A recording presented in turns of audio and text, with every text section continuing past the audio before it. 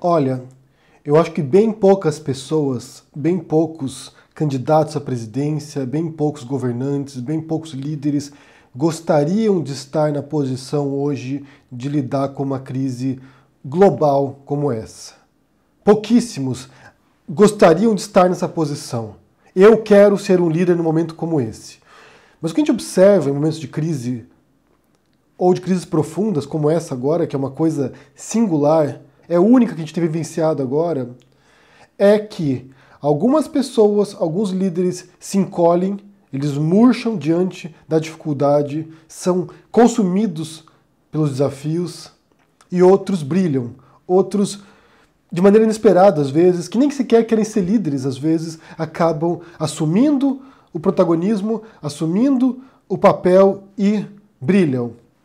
Nesse momento agora o que a gente vê é o Bolsonaro, que já é um incompetente, como a gente sabe, né? É uma pessoa ineficaz, é uma pessoa que sabe fazer uma guerra cultural muito bem, sabe criar picuinhas ideológicas, briguinhas escrotas, mas que para liderar mesmo, para ser um líder, para ser um exemplo, para unificar a nação nesse momento, para unificar o país e levar adiante, ele é péssimo. Ele é um governante divisivo. Ele governa como ele fazia campanha eleitoral, que é através do ódio, da intolerância, dividindo as pessoas. Então, o Bolsonaro está encolhendo. Ele está encolhendo diante dos desafios. Ele está se tornando pequeno, menor do que ele já é. Ele está se tornando ínfimo agora. E por outro lado, surpreendentemente para muitas pessoas, alguém que tem brilhado, alguém que tem se destacado, alguém que tem dado um fio de esperança para os brasileiros é o ministro da Saúde, é o Henrique Mandetta. Se vocês assistirem a coletiva de imprensa ontem, você vê que tem alguém ali que entendeu os desafios, entendeu o que tem que ser feito e entendeu como se comunicar com as pessoas, qual é a mensagem que ele deve transmitir. Se vocês querem ter algum tipo de orientação agora, algum tipo de guia para o Brasil, algum tipo de uma estrela, algum tipo de norte, ouçam o Mandetta agora. Porque tem sido uma comunicação clara, uma comunicação direta, uma comunicação que não doura a pílula, que não mostra que vai ser tudo bem, que mostra que vão ser tempos difíceis, mas que eles estão se organizando para enfrentar isso aí. Ele disse ontem que, na verdade, isso é parte do governo. Ele representa o governo Bolsonaro. Mas a impressão que eu tive é que você tem dois governos agora. Você tem um governo maluco, violento, agressivo, de ódio, de destruição, e um governo que busca uma solução. Um governo que compreende o problema e busca uma saída. De um lado, o governo destrutivo do Bolsonaro, e, por outro lado, um governo ali no Ministério da Saúde com outros especialistas com a área técnica.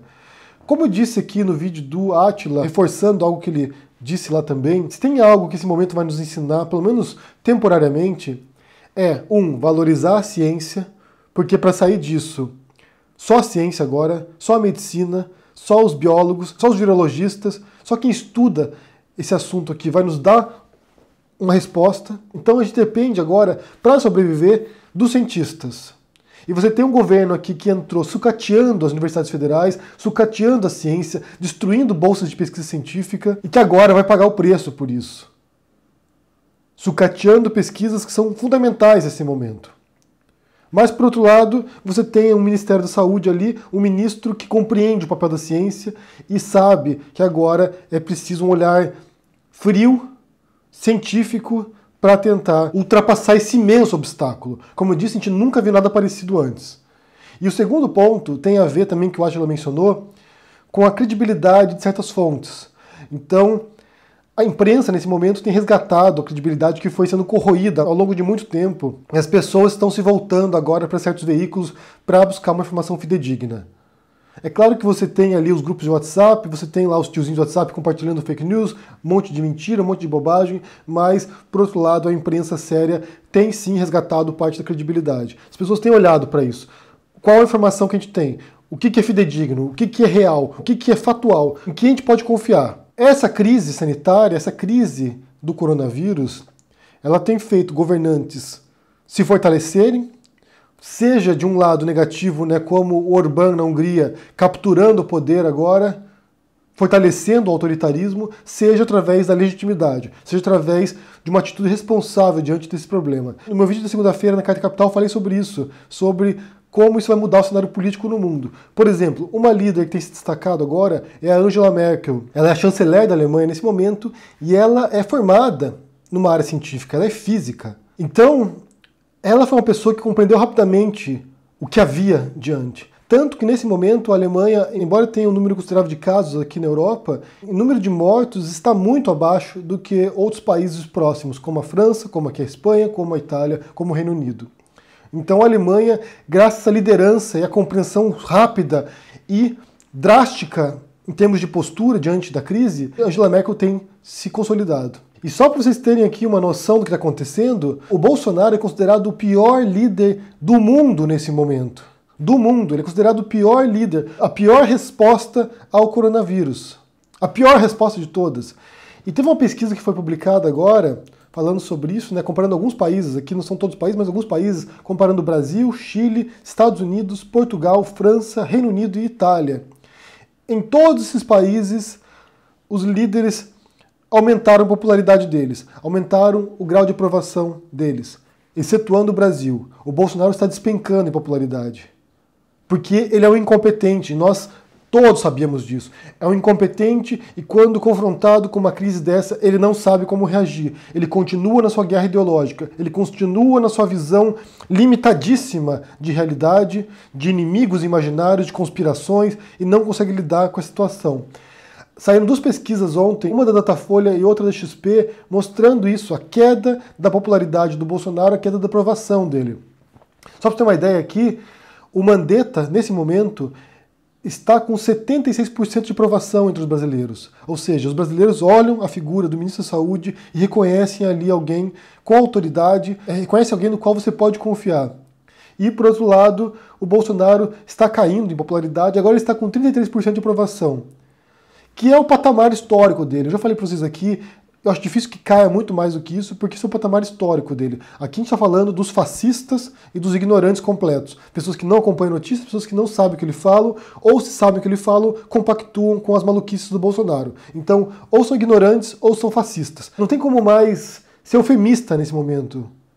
Dizer que não, mas tem um público do Bolsonaro que é bem intencionado. Não, nesses 33% aqui você tem fascistas e ignorantes. É isso agora. Quem aprova o Bolsonaro nesse momento agora é um fascista ou é um ignorante. Não tem meio termo. Porque o que a gente viu ao longo desse 1 ano e 4 meses de governo Bolsonaro foi a perda progressiva de apoio. Pessoas, deputados, apoiadores, mesmo ex-ministros, empresários se descolando do bolsonarismo, percebendo o erro e se descolando disso. Então agora não tem mais dúvida. Quem apoia o Bolsonaro hoje é mal intencionado ou é burro. Não tem mais dúvida disso. E o mundo inteiro tem olhado isso com estarrecimento, com horror.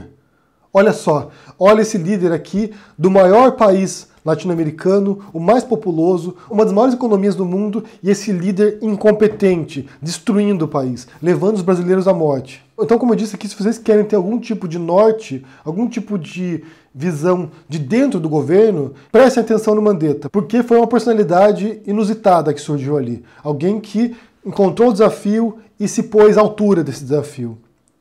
Tanto que a aprovação dele tem crescido e os brasileiros olham com respeito e admiração agora o Mandetta. Embora ele seja uma figura controversa também, tem um histórico de má gestão anterior, então é uma figura complicada, mas nesse momento em particular tem se destacado.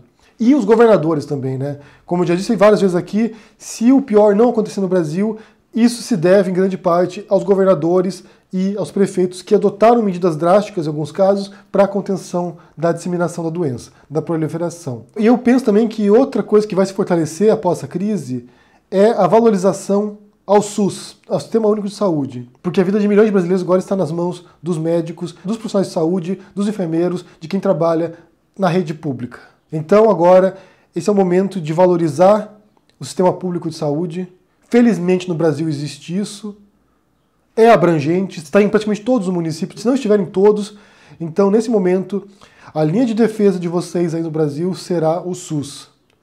E eu espero que depois disso, ao entender isso, ao ver o sistema entrar em colapso, que possivelmente vai entrar, e o Mandetta disse isso ontem, que final de abril e maio será um período muito difícil na saúde brasileira. Tem gente que quer sucatear isso, tem gente que quer acabar com isso, mas nesse momento será a última defesa de vocês. E o mais pavoroso nessa história, né, é de você pensar que o Mandetta está com a corda no pescoço agora. Ele está no fio da navalha, porque o Bolsonaro tem mandado mensagens, ele tem sinalizado que não gosta do modo como o Mandetta tem atuado, que ele acha que é uma postura muito drástica, que vai destruir a economia. Então, a gente não sabe até quando a gente vai ter essa orientação de uma pessoa técnica, nesse caso, de um médico, até quando a gente vai ter essa orientação. Porque pode ser que o Bolsonaro acorde hoje ou amanhã ou depois, resolva demitir o Mandetta.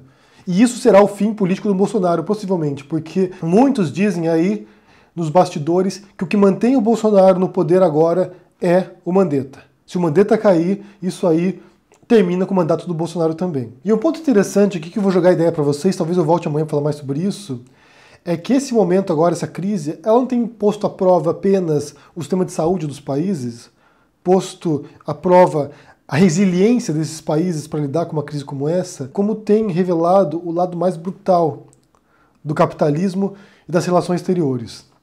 Você tem visto países como os Estados Unidos agora que estão monopolizando o material, ou a China, por exemplo, que é a maior fornecedora de certos insumos médicos, esses países controlando nesse momento aqui, e muitos países como o Brasil ficarão sem recursos, por exemplo, eles estão confiscando materiais.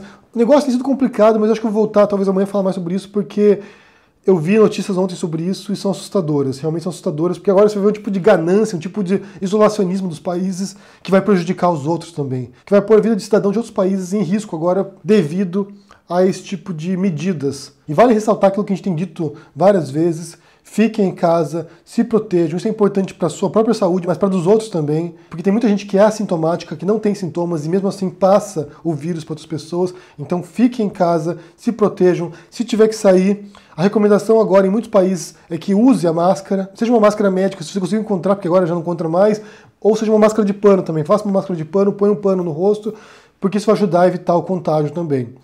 Se protejam, gente. O negócio não é brincadeira. Tem surgido denúncias de subnotificação nos casos aí, que na verdade pode ter muito mais casos, tanto de contagiados quanto de mortos no Brasil. Talvez os dados oficiais não reflitam a realidade, então o negócio é muito pior. Na China agora tem muitos suspeitos e muitas denúncias, já tem um tempo isso na verdade, mas muitas denúncias de que na China os dados não refletem a realidade também, que houve muito mais casos e muito mais mortes na China do que a gente sabe. E aqui é outro ponto para ser analisado também, da necessidade, da importância da transparência nesse momento, como regimes democráticos tendem a nos dar mais informações para que a gente possa se precaver e se preparar. A China não é um regime democrático, não há transparência, a imprensa lá é uma das mais perseguidas do mundo, então nesse momento a gente não pode confiar nos dados que surgem desses países que não são democráticos. E nem, no caso do Brasil aqui, por causa da subnotificação. Muita gente está sendo enterrada sem nenhum exame, sem nenhum teste, então é um momento muito complicado para a gente se orientar. Por isso é importante se proteger, se cuidar. Fiquem em casa, se sair, saiam com máscara, porque é muito mais grave a situação do que a gente pode imaginar. Deixe o comentário aqui embaixo o que você pensa sobre essa situação agora, sobre a perda de popularidade do Bolsonaro e o crescimento da aprovação para o Mandetta. O que você pensa sobre isso? Aí vocês têm acompanhado as coletivas do Mandetta, porque ele está seguindo a ciência, está seguindo ao método científico, está seguindo aquilo que a gente sabe, não bobagens, não guerras ideológicas, não fake news, não uma guerra cultural. Então, quer saber o que vocês pensam sobre isso aqui? Deixe no comentário, deixe o joinha, assine o canal, ajude no apoio, a gente se vê por aí. Abraço e até mais. Tchau!